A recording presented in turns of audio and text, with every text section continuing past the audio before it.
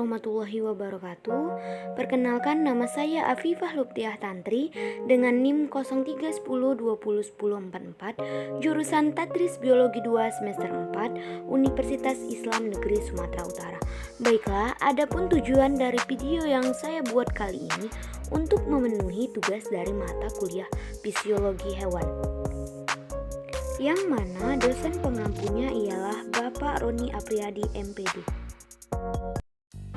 Baiklah, adapun judul yang saya ambil ialah termoregulasi. Sebelum kita membahas tentang termoregulasi, harus kita ketahui dulu apa sih itu termoregulasi. Termoregulasi adalah suatu mekanisme makhluk hidup untuk mempertahankan suhu internal agar berada di dalam kisaran yang dapat ditoleransi. Proses ini terjadi pada hewan untuk mengatur suhu tubuhnya agar tetap konstan dinamis. Mekanisme termoregulasi terjadi dengan mengatur keseimbangan antara perolehan panas dengan pelepasan panas. Mengapa sih proses termoregulasi dapat terjadi? Proses termoregulasi terjadi untuk menyeimbangkan antara suhu tubuh manusia yang relatif konstan terhadap perubahan suhu di sekitarnya. Dengan termoregulasi ini, sel-sel dapat berfungsi secara efektif meskipun suhu eksternal mengalami perubahan yang ekstrim. Adapun pengaruh suhu pada lingkungan hewan dibagi menjadi dua golongan, yaitu yang pertama ada Poikilotrem dan yang kedua ada Homoitrem. Hewan Poikilotrem adalah hewan yang tidak mampu mempertahankan suhu tubuhnya atau suhu tubuhnya dipengaruhi oleh lingkungan. Hewan seperti ini juga disebut dengan hewan berdarah dingin. Yang termasuk dalam Poikilotrem adalah semua hewan kecuali apes dan mamalia. Oke, selanjutnya ada hewan Homoitrem. Adalah hewan yang dapat menjaga suhu tubuhnya walaupun suhu lingkungannya berubah-ubah. Hewan ini sering juga disebut dengan hewan berdarah panas. Contohnya apes dan mamalia. Adapun interaksi panas hewan dengan lingkungan untuk mengatur suhu tubuh panas dari tubuh dan memperoleh panas melalui yang pertama ada konveksi, yaitu perpindahan atau pergerakan panas antara dua benda yang saling bersentuhan.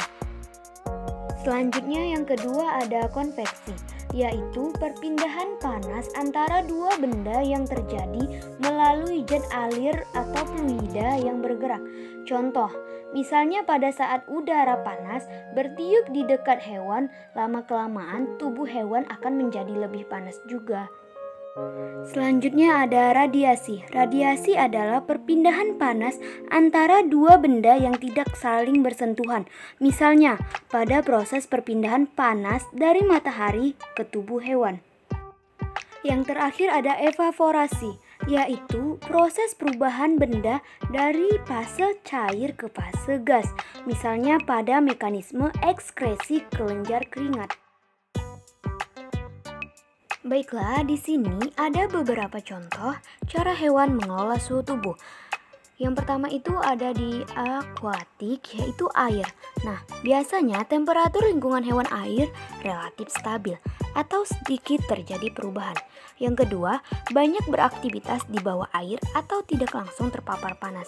Nah, di bawahnya itu ada perbedaan antara hewan berdarah panas dan berdarah dingin. Nah, pertahanan suhu tubuh dari hewan tersebut berbeda. Hewan berdarah panas bertahan dengan menggunakan bulu, lemak, atau perilaku seperti berkeringat atau menggigil. Nah, contoh dari hewan itu yaitu mamalia atau burung. Sedangkan hewan berdarah dingin mempertahankan suhu tubuhnya itu tergantung pada sumber panas lingkungan, yaitu dengan berjemur di bawah sinar matahari. Contohnya itu ikan, amfibi, serta reptil. Selanjutnya darat. Nah, temperatur lingkungan hewan darat mudah berubah dan banyak beraktivitas terpapar panas. Nah, di situ ada contoh dari hewan yang berdarah panas. Di situ contohnya itu katak dan reptil. Nah, perubahan untuk mempertahankan tubuh dari hewan tersebut. Nah, katak itu mencari tempat teduh dan reptil itu berjemur untuk meningkatkan hasil metabolisme tubuh mereka.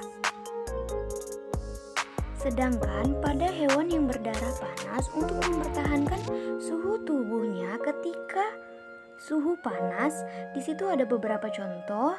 Kerbau yaitu dengan berkubang, anjing dengan mengeluarkan panas melalui juluran lidah, sedangkan burung dengan membuka mulut atau panting. Sedangkan pada suhu dingin, di sini ada beberapa contoh hewan mempertahankan suhu tubuhnya.